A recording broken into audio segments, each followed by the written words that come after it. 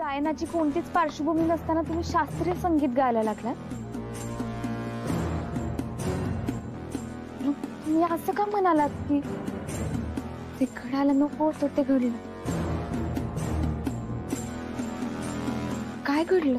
म्हणजे गायनाशी माझं काय नातं आहे किंवा नातं आहे की नाही मला माहित नाही. मला ते आवडायला लागलं. मास्तरांनी कौतुकाची पाठीवरती थाप दिली. इतका आनंद झाला की ती गोष्ट माझ्या आईला सांगण्यासाठी मी आई समोर गेलो. तुमच्या नाच गाण्याने माझ्या आयुष्याचा वाटोळा केलाय. कलाकार नाही, नाचणारी बाई आहे ती, जी माझ्या संसारात घुसली आहे. मी जे करतोय ते बरोबर करतोय. तू कोण आलीस मोठी मला सांगणारी? गावामध्ये माझी एवढी प्रतिष्ठा आहे आणि तू तोंड वर करून माझ्याशी बोलतेस? कळतंय का तुला काही? अहो हे तुम्हाला काही कळतंय का? ही नाच गाणारी माणसे ना दुसऱ्याच्या आयुष्याचा फक्त वाटोळा करू शकतात. नाच गाणं नुसतं ढोंग आहे, ढोंग. आत्ताच सांगून ठेवते, त्या बाईशी संबंध तोडा, नाहीतर मी जगणार नाही.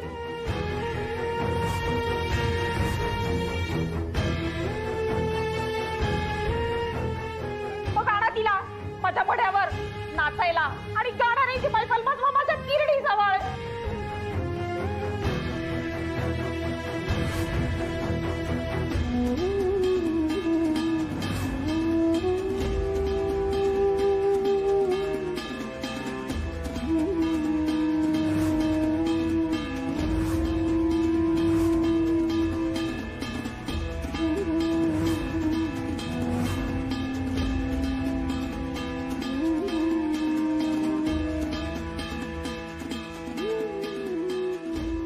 मी मास्तरांना जाऊन सांगितलं की मला गाता येणार नाही. मी कधी गाऊ शकत नाही. कारण मला माझ्या आईचा चेहरा डोळ्यासमोर दिसायचा. तिचा रडतानाचा आवाज, तिचा आक्रोश माझ्या कानामध्ये गुंजायचा. मला तो सहन व्हायचा नाही. असं वाटायचं की माझ्या डोक्यामध्ये कोणीतरी असे हातोडीचे गणाघात घालतंय. मी माझ्या वडिलांना पण सांगितलं की मला त्या शाळेतनं काढा, दुसऱ्या शाळेमध्ये घाला, कारण मला या सगळ्याचा माझ्या अभ्यासावर परिणाम होतोय. वडिलांनी शाळा बदलली आणि मग एक दिवस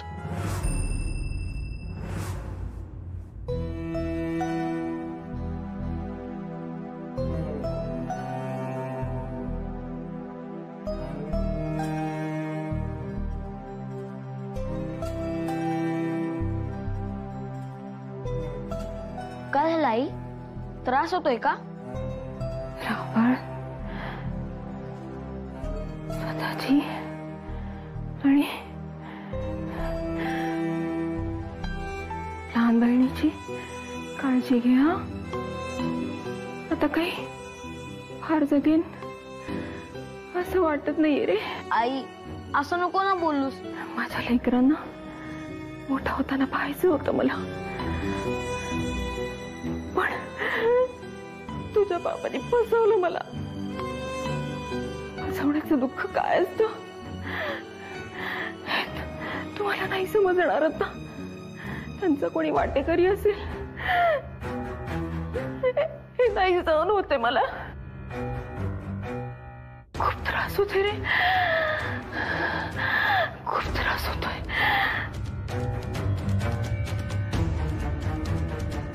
आई या त्रासातून आता मोकळं व्हायचंय मला. आई मी अंबिकाची काळजी घेईल, मी सगळ्यांची काळजी घेईल. पण आई तुम्हाला सोडून नको जाऊस ना, नको जाऊस ना मला सोडून. आणि तुला काय झालं ना तर मी त्या बाईला सोडणार नाही. खूप त्रास देईल मी तिला. पण आई तू आम्हाला नको जाऊस ना सोडून. मी तुझ्याशिवाय नाही राहू शकत ग. मला एकट्याला झोप पण नाही येत. नको जाऊस ना आम्हाला सोडून. अंबिका आई आपल्याला सोडून नाही जाणार. आई लवकर बरी होईल. आई आई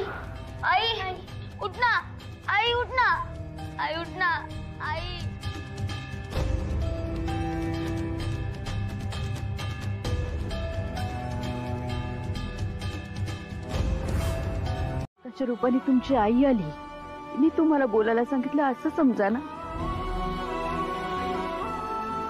तुमच्या मनात इतके वर्ष ज्या गोष्टी दडून राहिल्या होत्या त्या बाहेर आल्या, मोकळे झालात तुम्ही. अजून एक गोष्ट मागू?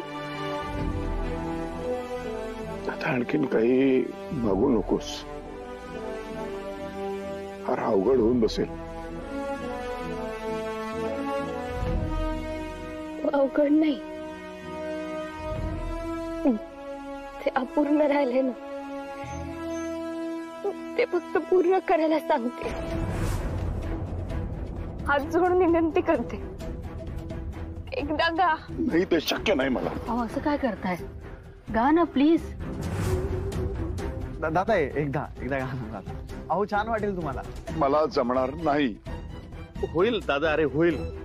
तू प्रयत्न तर करून बघ, सगळं होईल. गा तू. दादा खरंच एकदा गा ना, बघा सगळेच म्हणतात. हो दादा, प्लीज दादा. म्हणतायत. मला एकदा शांत बसा, शांत बसा.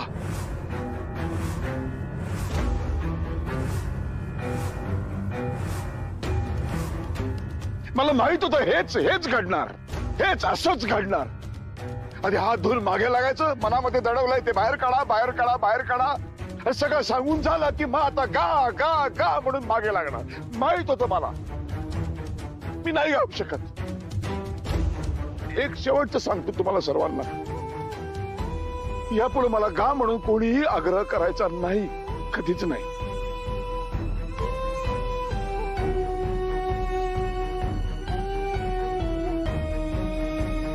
बाजूला.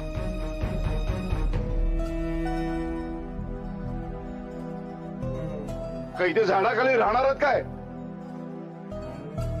चला घरी, आता जातो मी एकटाच. म्हणजे बघ, आतापर्यंत तू मुक्ताचा जीव घेण्याचा इतके वेळा प्रयत्न केला, हा सारंगला तिच्यापासून तोडायचा प्रयत्न केला, पण काय झालं? तुझ्या हातात फक्त अपयशच आलं. आता आपण ना आपली जरा स्टाईल बदलूया, म्हणजे अगदीच तिचा जीव नाही घ्यायचा, म्हणजे जीवावर नाही उठायचं.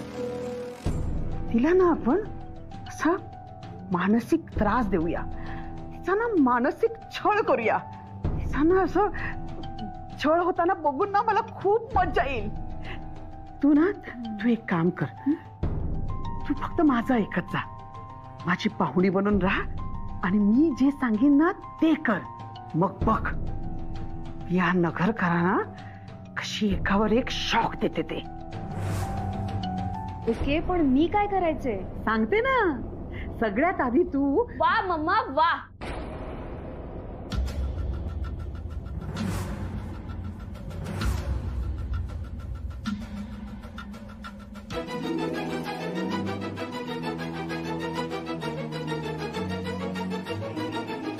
आता हेच ऐकायचं राहिलं होतं. म्हणजे मी तुझ्याशी जे वागतेय ना ते अजिबात चुकीचं नाहीये. तू थकली असशील ना बाळा, जा जाऊन फ्रेश हो जा.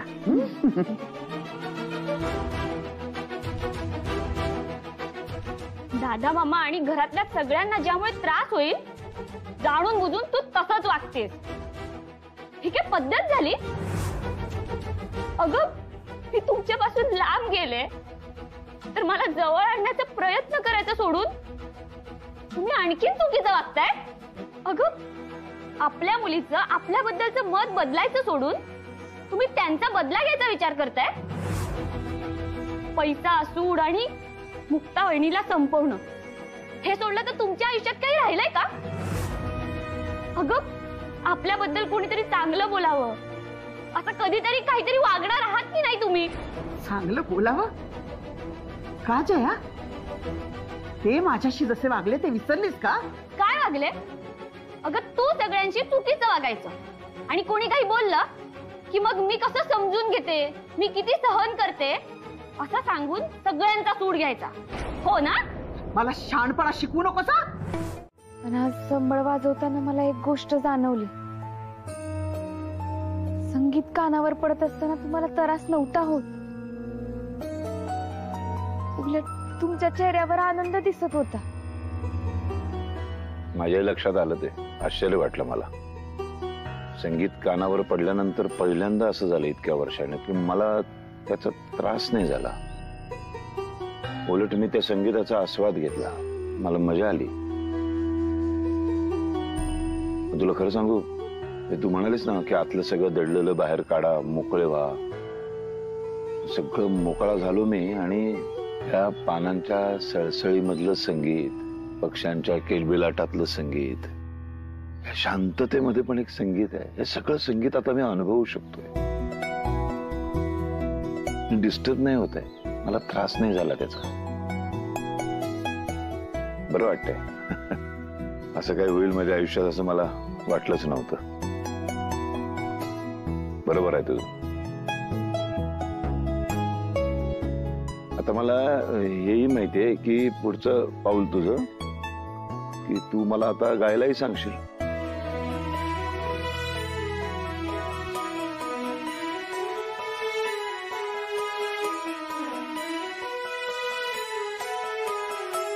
वंस ऐक. जयाचा फोन होता. अंबिका वंस बोलत होत्या फोनवर. काय म्हणते जया? अहो त्यांनी आर्याला घरी राहायला बोलवलंय स्वतःची पाहुणी म्हणून.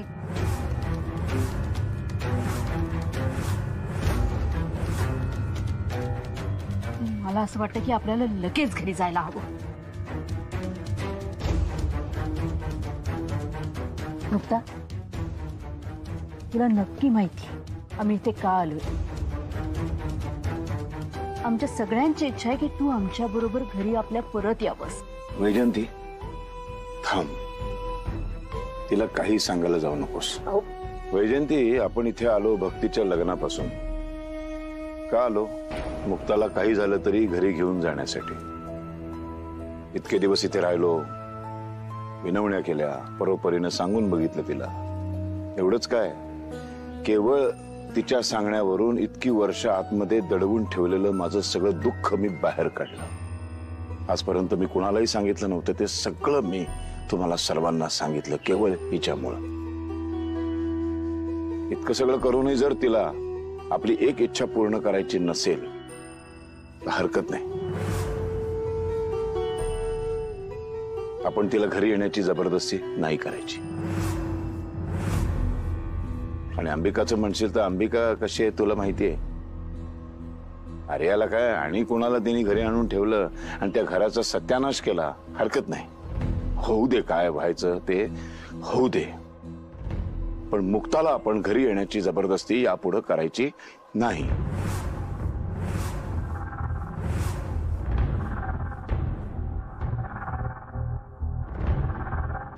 तुम्ही असं घराची काळजी नसल्यासारखं का बोलताय? तुम्हाला माहित आहे मी रेणुका त्यांच्या घरच्यांना शब्द नसता दिला तर मी नक्कीच आले असते.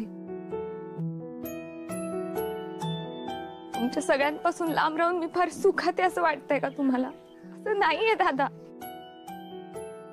हे सगळं माझ्यासाठी पण लय अवघड आहे. तुमच्यासाठी इतक्या वर्षांनी गाणं सोपं नाहीये ना, तसंच मला घरी येणं पण शक्य नाही. त्यात रेणुका ताई तिकडे जशा वागतात ना, उद्या जर त्यांच्या सासरच्यांनी त्यांना घरी जा म्हणून सांगितलं तर ते खुशाल घरी जातील. त्यांना काहीच वाटणार नाही. खरंच लय नाजूक परिस्थिती आहे. त्यांचं सासर नाही तुटायला पाहिजे. दादा,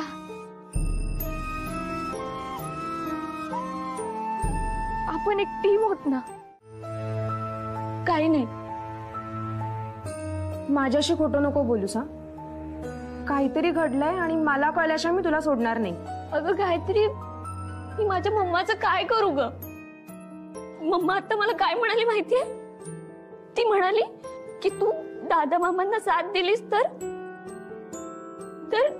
तू पण माझी दुश्मन असशील.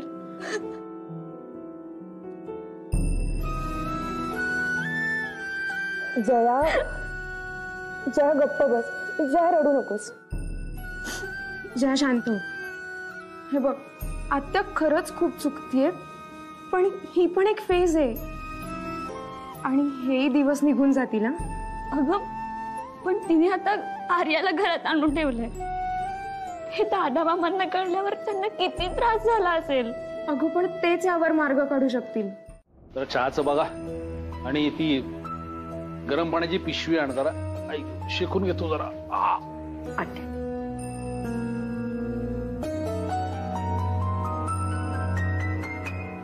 आई बाबा, तुम्हाला तर माहितीच आहे की माझ्या घरची सगळी माणसं मुक्ता वहिनीच्या घरी गेली आणि आता त्यांना मुक्ता वहिनीला घेऊन घरी परत यायचं. पण तसं काहीच घडत नाही, कारण मुक्ता वहिनीने तुम्हाला जो शब्द दिलाय अनफॉर्च्युनेटली तिला तो पाळावा लागतो.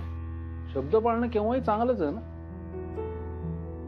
पण तुझी आमच्याकडून अपेक्षा काय आहे? नाही म्हणजे तू आमच्यावर जे अत्याचार करतेस ते आम्ही सहन करतोच आहे ना. ठीक आहे, तसं जर असेल तर मग आता या क्षणी माझे तुमचे सगळे वाद आपण मिटवून टाकू. तुम्हाला जशी हवी आहे ना तशी आदर्श सून बनून राहील. मी माझं युट्यूबवरचं किचन बंद करेन आहे. खरंच तुम्हाला कोणालाच कामाला हात नाही लावू देणार. गरीब गाय किंवा घर कोंबडी तुम्ही जे बनवाल ते बनेन. पण प्लीज तुम्ही स्वतःहून मुक्ता वहिनीला घरी जायला सांगा. पण जर तुम्ही सांगणार नसाल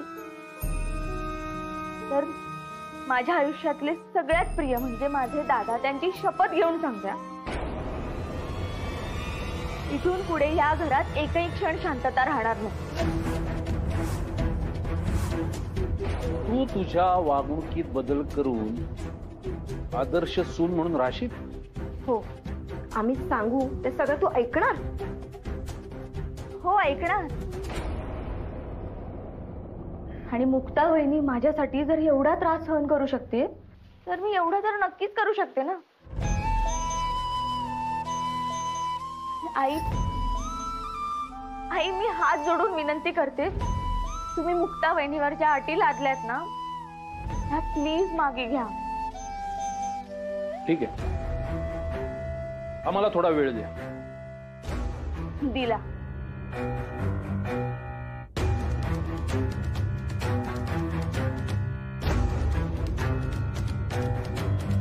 हॅलो, मी तुझं लेक्चर ऐकायला फोन नाही केलाय. मी हे विचारायला फोन केलाय की याच्यातून कसा मार्ग काढता येईल, रेणुका आमच्याशी कशी चांगली वागेल आणि ती नगरकर फॅमिली त्यांच्या घरी कशी जाईल. आणि हे सगळं ना तू ठरवायचंय. आणि रेणुका ताईंना मला असा फोन आलाय आणि आपलं बोलणं झालंय कळलं तर तिला कशाला कळायला हवं. आणि तसंही तुझ्यात तर अनेक गुण आहेत, त्यात तो गुपित लपवण्याचाही आहेच की. हे बघा, मी घरात यावं की नाही याबद्दल तुम्ही स्पष्ट काय ते एकदा सांगून टाक. मग आता स्पष्टच सांगते, तू त्या घरात जायचं नाही. आमचं मत अजिबात बदललं नाही. जे मत आधी होतं तेच आत्ताही आहे. आणि रेणुकाच्या घरच्यांना त्यांच्या घरी पुन्हा परत जायला सांग. रेणुकालाही आमच्याशी नीट वागायला सांग. ते मावं काय आता ऐकून असं मला वाटत नाही. आणि त्यांनी नाही ऐकलं आणि त्या अशाच वागत राहिल्या तर मग ते तुम्हा सगळ्यांना महागात पडेल. आम्हाला मानसिक आणि शारीरिक त्रास दिल्याबद्दल आम्ही पोलीस स्टेशन मध्ये तिची कंप्लेंट करू शकतो.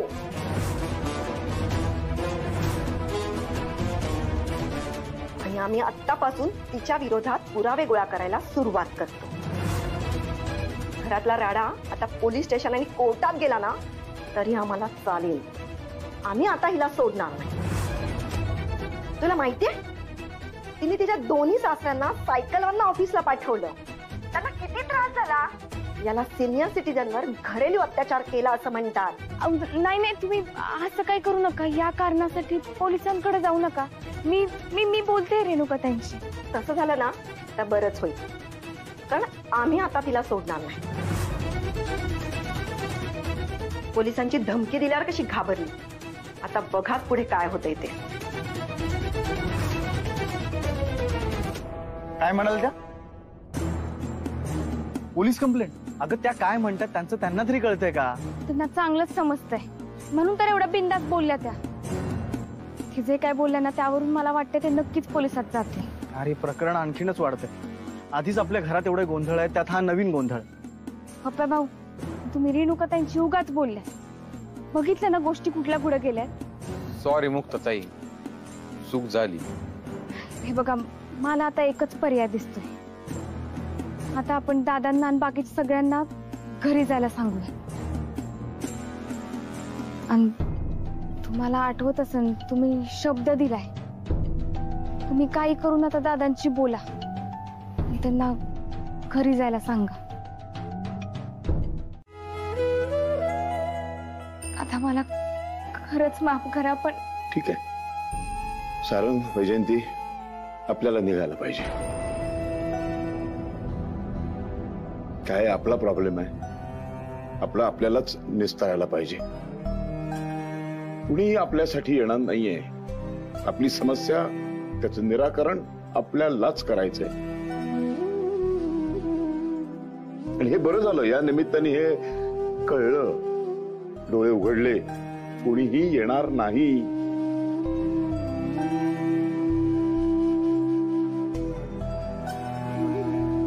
मी तिच्यासाठी बदललो, ती माझ्यासाठी बदलायलाच तयार नाहीये.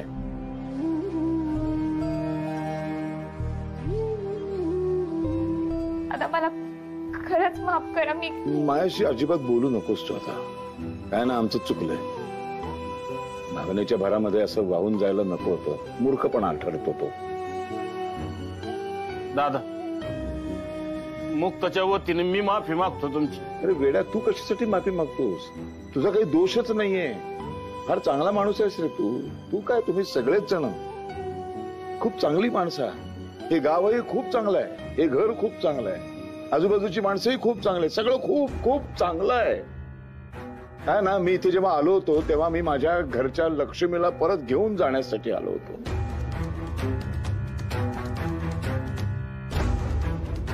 पण माझी घरची लक्ष्मी इतकी हट्टी आहे ना, माझा जीव गेला तरी ती ऐकणार नाही माझं.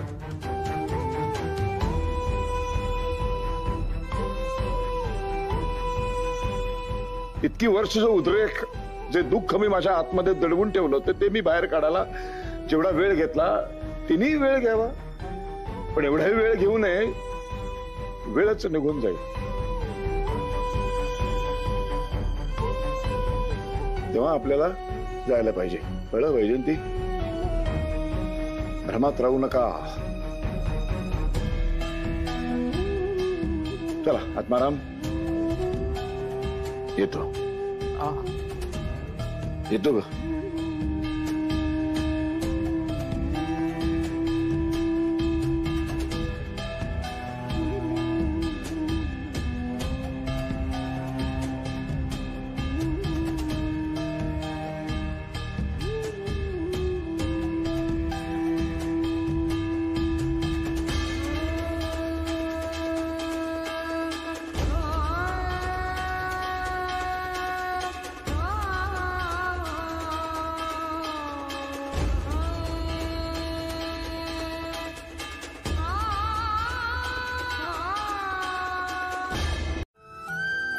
मुक्ते, तू बाई लवकरात लवकर तोडगा काढ बरं यावर.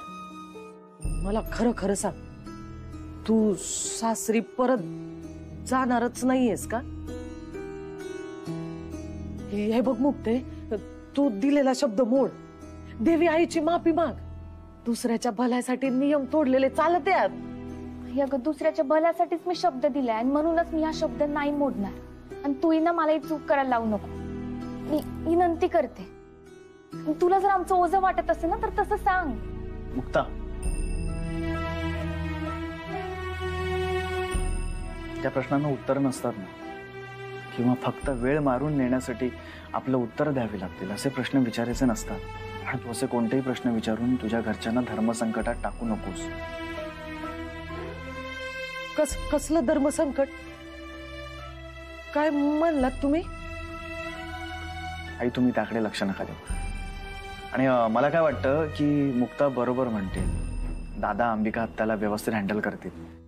आणि राहिला प्रश्न मुक्ताचा घरी जाण्याचा, तर मला खात्री आहे तोही दिवस लवकर येईल.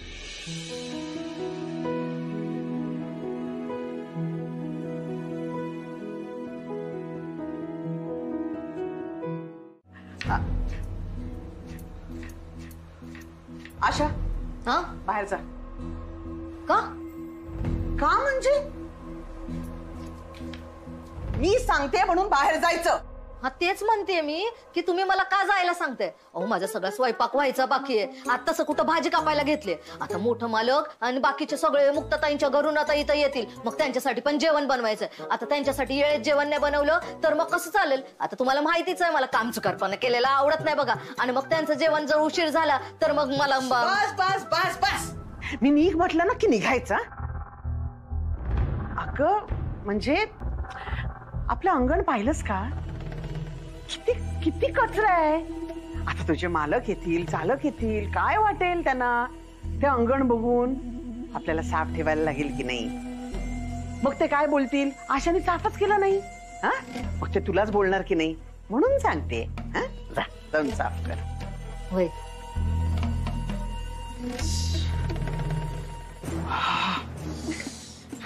आशा. तर आर्या, आजपासून हे किचन तुझं. मस्तपैकी स्वयंपाक कर आणि घरच्यांना नुसतं इम्प्रेस करून टाक. म्हणजे किचन पासूनच या घरावर तुझा हक्क आहे हे सांगायला आता सुरुवात करून टाक. मुक्ता घरी नाहीये, हीच योग्य वेळ आहे घरात स्वतःची जागा बनवायची. काय आत्या, पण त्याने काय फरक पडणार आहे ग. आणि तसंही ती लोक इथे काय येतात तर मी इथे आली आहे म्हणून. आत्या, नगरकर घराची सून मुक्ताच आहे आणि मुक्ताच राहणार आहे ग. उलट ती लोक इथे आली ना की मी कशी घराबाहेर जाईन हेच बघतील. बघ तू. इतकं सोपं वाटलं काय माझ्या पाहुणीला घराच्या बाहेर घालवायला? तू त्याचा विचार करू नको. तू फक्त माझ्यावर आणि माझ्या प्लॅनवर विश्वास ठेव. अगं मी खूप विचार करून हे सगळं करतेय. लवकरच तो दिवस येईल.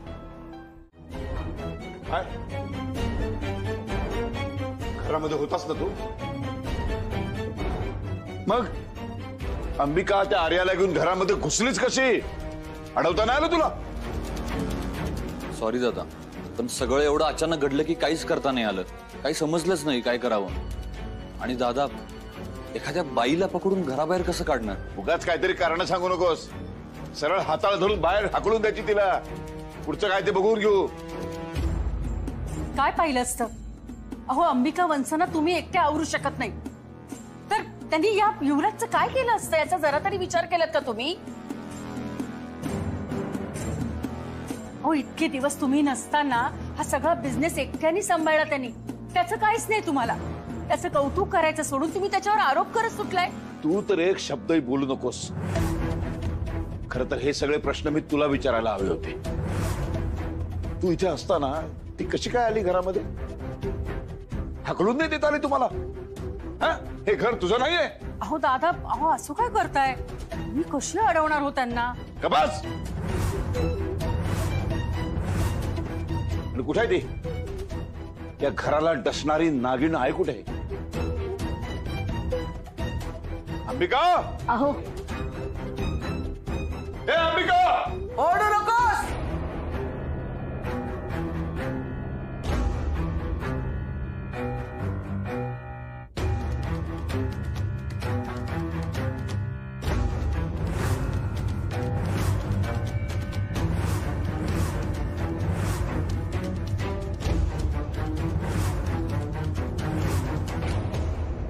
तुला अशा नजरेची सवय नसेल ना?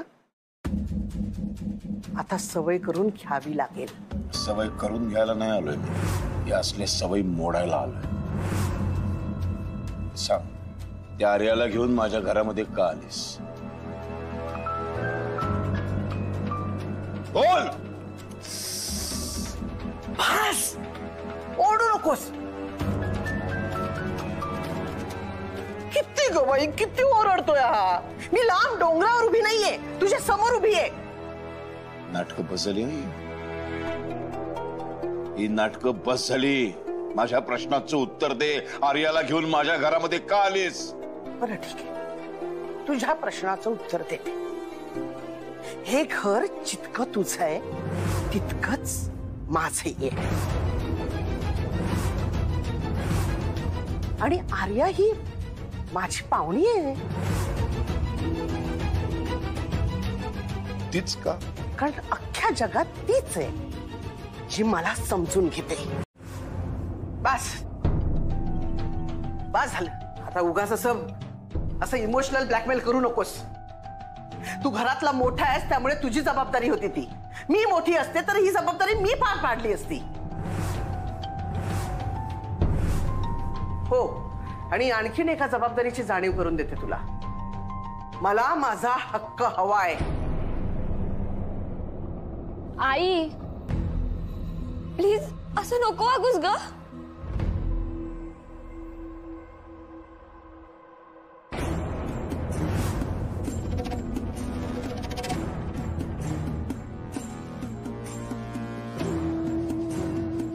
आमच्यामध्ये बोलायचं नाही. हा, जन्म दिला ना मी तुला, आणि तरीही तू यांची साथ दिलीस. हे माझे शत्रू आहेत. आणि तू ही माझी शत्रूच आहेस.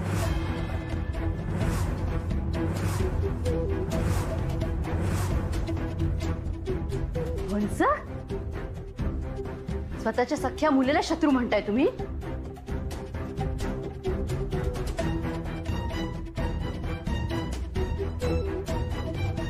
वा वा वहिनी वा. माझं बोलणं वागणं सगळं तुला दिसलं ना. पण हा माझा दादा, हा इतकी वर्ष माझ्याशी कसा वागतोय हे नाही ना दिसलं तुला?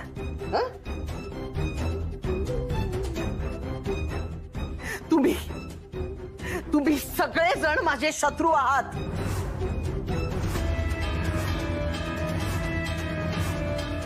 आठव ना, या घरात माझा आणि माझ्या नवऱ्याचा किती अपमान झालाय, किती अन्याय सोसावा लागलाय आम्हाला. आठव. पण आता नाही. आता मी तुमच्या समोर हात पसरणार नाही. मी माझ्या हक्कासाठी कोर्टात केस फाईल केली.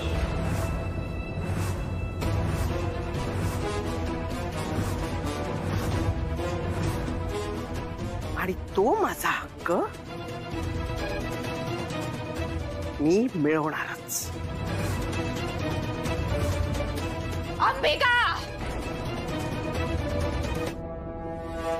डोसक ताळ्यावर आहे का तुझं? कशी वागतीयस जरा विचार कर.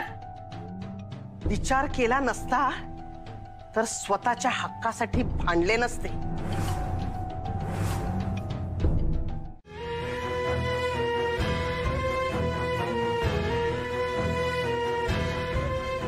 या घरावर, या प्रॉपर्टीवर तुझा जितका हक्क आहे तितकाच कायद्याने माझाही हक्क आहे. त्यामुळे मला माझा वाटा हवाय.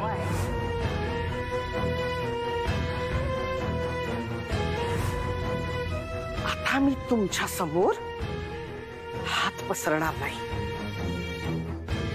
मी माझ्या हक्कासाठी कोर्टात केस फाईल केली आहे.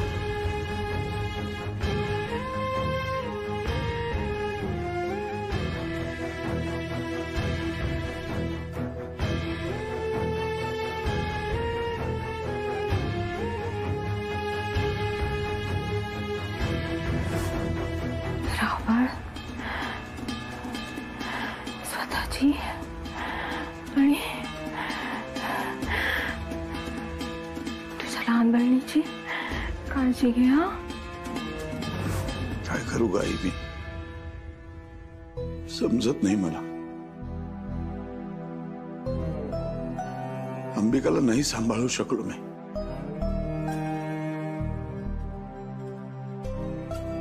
तिच्यावर चांगले संस्कार मी नाही करू शकलो.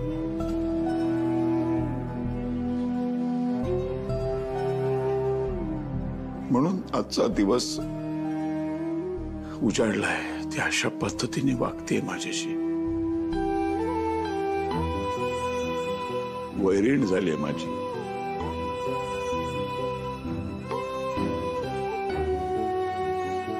मला माफ कर, माफ कर मला. तिची काय करते ना ते चांगलं नाहीये. पैसे तर काय मी तिला हवे तेवढे आत्ताही देऊ शकतो.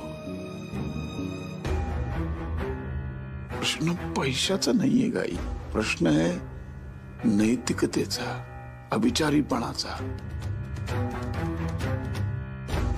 नुसते पैसे घेऊन तिची भूक भागणार नाहीये.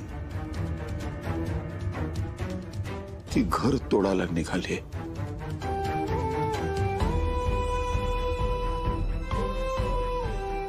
घरातली माणसं तोडायला निघाले. घरातल्या माणसांमध्ये वितुष्ट निर्माण करायचा प्रयत्न करते. अगदी त्याची भीती वाटते का आई मला. हे घर, या घरातली सगळी माणसं सगळ्यांनी एकत्र राहावं, प्रेमाने राहावं असं वाटतं मला. आणि नेमकं हेच तोडण्याचा प्रयत्न करते ती.